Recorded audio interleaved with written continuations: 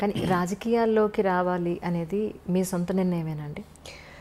రాజకీయాల్లో రావాలన్నదైతే తెలంగాణ ఇష్యూ అన్నది మైండ్లో ఉంది. బికాజ్ ఈ రజాకార్లు, నిజాం పరిపాలన, మా తాతగారి ఫ్యామిలీ, మా పెద్ద ఫ్యామిలీ ఎలా డిస్టర్బ్ అయింది, ఎలాగా అంటే ఒక చంపడానికి వస్తున్న వాళ్ళు అరిచేతిలో పట్టుకుని చిన్నపిల్లలు. మా మదర్ ఇంకా నేను ఇప్పుడు లేదు, విజయశాంత మనిషే లేదు ఇప్పుడు.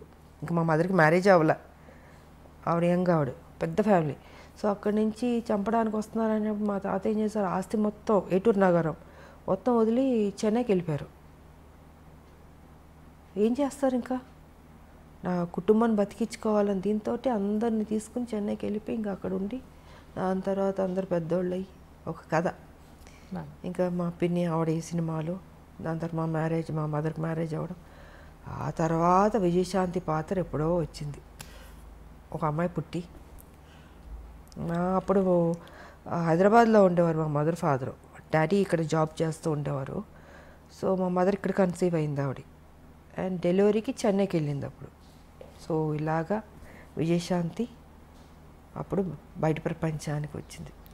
కానీ సపరేట్ తెలంగాణ అప్పుడు సో అలాగా దీంతో నాకు మా మదరు ఒక సర్టన్ టైంలో ఇలా అలా చెప్పే మామూలు కూర్చుంటాం, మదర్ నేను కూర్చుని మాట్లాడుకున్నప్పుడు ఏంటంటే ఆవిడ చిన్నప్పుడు ఏం జరిగింది, రజాకార్లు, నిజాం పరిపాలన, ఇవన్నీ చెప్తూ చెప్తూ చెప్తూ ఎక్కడో తెలియని ఒక విత్తనం పడింది బుర్రలో.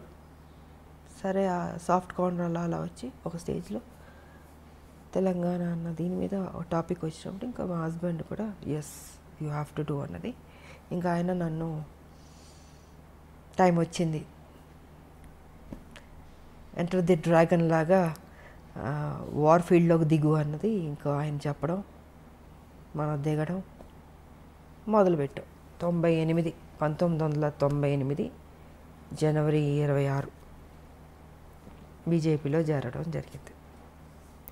కానీ బాలకృష్ణ గారితో, చిరంజీవి గారితో ఎక్కువ సినిమాలు చేశారు. ఆల్మోస్ట్ 17-18 సినిమాలు దగ్గర దగ్గర. ఒక సినిమా అటు ఇటులో చిరంజీవి గారితో ఎక్కువ, బాలకృష్ణ ఇద్దరు ఎక్కువ, జస్ట్ 1 or 2 మూవీస్, పెద్దగా డిఫరెన్స్ కూడా ఏం లేదు.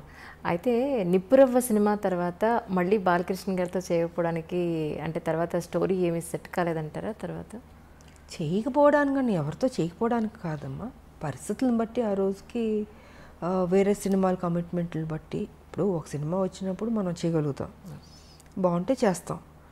అలాగా ఆ తర్వాత మళ్ళీ నాకు నా ఇమేజ్ డిఫరెంట్గా వెళ్ళి కొంచెం ఆ హీరో ఇమేజ్ వచ్చేటప్పటికి నేను ఇంకెక్కువ హీరోయిన్ సబ్జెక్ట్స్ మీద ఆ హీరో ఫిల్మ్స్ లాగా ఎక్కువ చేయాల్సి వచ్చింది. సో కుదరలేదు నాకు, ఇంకా రెమ్యునరేషన్లు పెరిగిపోయినాయి. ఎగ్జాక్ట్లీ హైయెస్ట్ రెమ్యునరేషన్ తీసేసుకున్నాను.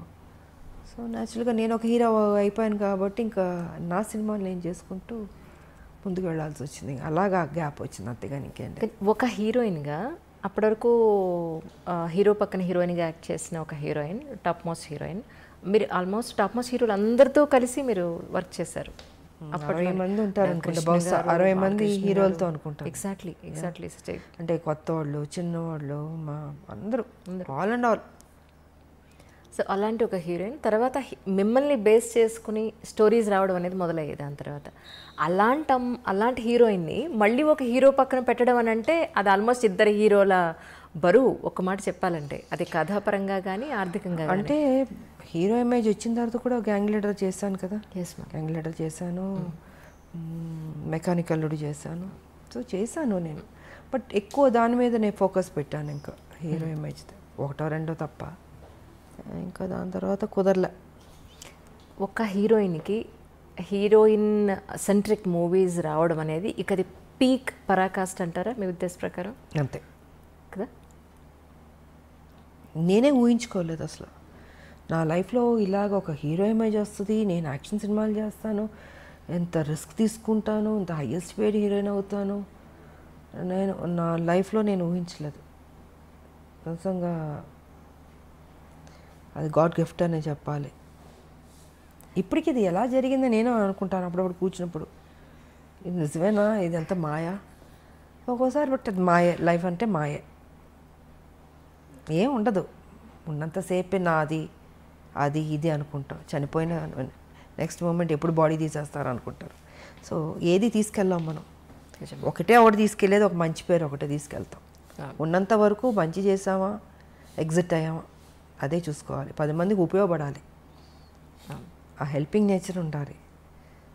ఏది తీసుకెళ్ళినప్పుడు ఎందుకు స్వార్థం ఎందుకు ఉండాలి, ఎందుకు పిసినారులా ఉండాలి? 10 మందికి అన్నం పెట్టండి, కష్టం ఉన్న వాళ్ళని ఆదుకోండి.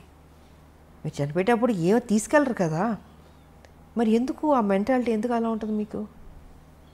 అది కరెక్ట్ కాదన్నది నేను చెప్పదలుచుకుంది. 10 మందికి ఉపయోగపడి 10 మందికి కష్టంలో ఆదుకున్నా అనుకో, మనం చనిపోయిన తర్వాత అయ్యో మంచోళ్ళ ఆవిడ, మంచిది, మంచి చేసింది, అదొక్కటే తీసుకెళ్తాం. నిజం. మనకు కూడా తృప్తి ఉంటుంది జీవితంలో. బతుకున్నంత వరకు మంచి చేసావు దేవుడా, నాకింత చేస్తావు, నేనేం చేశాను, సమాజానికి ఏం చేశాను అన్నది ఉంటుంది కదండి. సో ఆ సమాజానికి ఏం చేయాలన్నది రాజకీయ పరంగా చేయగలుగుతాం, లేదా సోషల్ వర్క్ చేయగలుగుతాం. సోషల్ వర్క్ చేశాను, రాజకీయ పరంగా నేను చేసుకుంటూ వెళ్ళాను. బట్ దాని పెద్ద ఆర్భాటంగా పబ్లిసిటీలు చేసుకుని నాకు నచ్చదు. మొన్న కూడా మీ పుట్టినరోజు నాడు ఎంతమంది వచ్చారు మ్యామ్ ఆ రోజు? నేను చెప్పాను, నేను చూపించుకోను. అవును, నాకెందుకు నాకు అది పబ్లిసిటీ చేస్తుంటే నువ్వు నిజంగా సేవ చేసినలాగా ఉండదు, స్వార్థం కోసం అన్నట్టు ఉంటుంది. సో అందుకే వదిలేయండి, నాకు తోచింది నేను చేసుకుంటూ వెళ్ళిపోతుంటాను అన్నది నా ఆలోచన విధానం. తల్లి తెలంగాణ పార్టీ కింద మీరు చాలా వైద్య సేవలు కూడా అందించారు అప్పట్లో. సో దాని గురించి కూడా ఎక్కడ మీరు ఎప్పుడూ చెప్పుకోలేదు. అదే నేను చెప్పనమ్మా, చదివించే వాళ్ళని చదివిస్తాం, ఇంకా ఆర్థిక పరంగా అందిస్తాం, ఇవి చాలా రకరకాలు ఉంటాయి, మళ్ళీ చెప్పుకోవడం ఎందుకు వేస్ట్. సో నాకు తృప్తి, నా జీవితంలో ఇది ఒక మంచి చేస్తాను, ఒక చిన్న సాటిస్ఫాక్షన్. నాకు ఎవరికైనా ఏదైనా చేస్తే ఎందుకో తెలియదు, ఒక ఆనందం వస్తుంది. నాకు చేసుకోవడం కన్నా ఎదుటోళ్ళు చేస్తే సంతోషపడతాను నేను. సో నా లైఫ్ పద్ధతి అది. న్యాచురల్గా నేను ఒక హీరో అయిపోయాను కాబట్టి ఇంకా నా సినిమాలు నేను చేసుకుంటూ ముందుకు వెళ్ళాల్సి వచ్చింది. అలాగా గ్యాప్ వచ్చింది, అంతేగాని ఇంకేంటి. ఒక హీరోయిన్గా అప్పటి వరకు హీరో పక్కన హీరోయిన్గా యాక్ట్ చేసిన ఒక హీరోయిన్, టాప్ మోస్ట్ హీరోయిన్. మీరు ఆల్మోస్ట్ టాప్ మోస్ట్ హీరోలు అందరితో కలిసి మీరు వర్క్ చేశారు. 60 మంది ఉంటారు అనుకుంటా, బహుశా 60 మంది హీరోలతో అనుకుంటారు. ఎగ్జాక్ట్లీ. అంటే కొత్త వాళ్ళు, చిన్నవాళ్ళు, మా అందరూ ఆల్ అండ్ ఆల్. సో అలాంటి ఒక హీరోయిన్ తర్వాత మిమ్మల్ని బేస్ చేసుకుని స్టోరీస్ రావడం అనేది మొదలయ్యేది. దాని తర్వాత అలాంటి హీరోయిన్ని మళ్ళీ ఒక హీరో పక్కన పెట్టడం అని అంటే అది ఆల్మోస్ట్ ఇద్దరు హీరోల బరువు. ఒక మాట చెప్పాలంటే అది కథాపరంగా కానీ ఆర్థికంగా అంటే హీరో ఇమేజ్ వచ్చిన తర్వాత కూడా గ్యాంగ్ లీడర్ చేశాను కదా. గ్యాంగ్ లీడర్ చేశాను, మెకానికల్ అల్లుడు చేశాను. సో చేశాను నేను, బట్ ఎక్కువ దాని మీద నేను ఫోకస్ పెట్టాను. ఇంకా హీరో ఇమేజ్ ఒకటో రెండో తప్ప, ఇంకా దాని తర్వాత కుదరలే. ఒక హీరోయిన్కి హీరోయిన్ సెంట్రిక్ మూవీస్ రావడం అనేది ఇక అది పీక్ పరాకాష్ట అంటారా మీ ఉద్దేశ ప్రకారం? అంతే కదా. నేనే ఊహించుకోలేదు అసలు నా లైఫ్లో ఇలాగ ఒక హీరో ఇమేజ్ వస్తుంది, నేను యాక్షన్ సినిమాలు చేస్తాను, ఎంత రిస్క్ తీసుకుంటాను, ఎంత హైయెస్ట్ పేడ్ హీరోయిన్ అవుతాను, నేను నా లైఫ్లో నేను ఊహించలేదు. నిజంగా అది గాడ్ గిఫ్ట్ అనే చెప్పాలి. ఇప్పటికి ఇది ఎలా జరిగిందో నేను అనుకుంటాను అప్పుడప్పుడు కూర్చున్నప్పుడు, ఇది నిజమేనా, ఇది ఎంత మాయా ఒక్కోసారి. బట్ అది మాయే, లైఫ్ అంటే మాయే, ఏం ఉండదు. ఉన్నంతసేపే నాది అది ఇది అనుకుంటాం, చనిపోయిన నెక్స్ట్ మూమెంట్ ఎప్పుడు బాడీ తీసేస్తారు అనుకుంటారు. సో ఏది తీసుకెళ్ళాం మనం, ఒకటే ఒకటి తీసుకెళ్ళేది, ఒక మంచి పేరు ఒకటే తీసుకెళ్తాం. ఉన్నంత వరకు మంచి చేసామా, ఎగ్జిట్ అయ్యామా, అదే చూసుకోవాలి. 10 మందికి ఉపయోగపడాలి. Hi, this is Isha Chavla. This is Manara Chopra. Hi, this is Kartikeya. నేను డైరెక్టర్ తేజ అని. Press the bell icon for more updates. For more such videos, please subscribe to iDream. For more videos, please subscribe to iDreams. For more videos, please subscribe to iDream. And you're watching iDream Media. Please like, share and subscribe to the channel. And don't forget to subscribe to iDream. Please subscribe iDream Media. Do subscribe to iDream. Subscribe to iDream Media. Do subscribe to iDream Media. Don't forget to subscribe. Click on the button below. Don't forget to subscribe to iDream.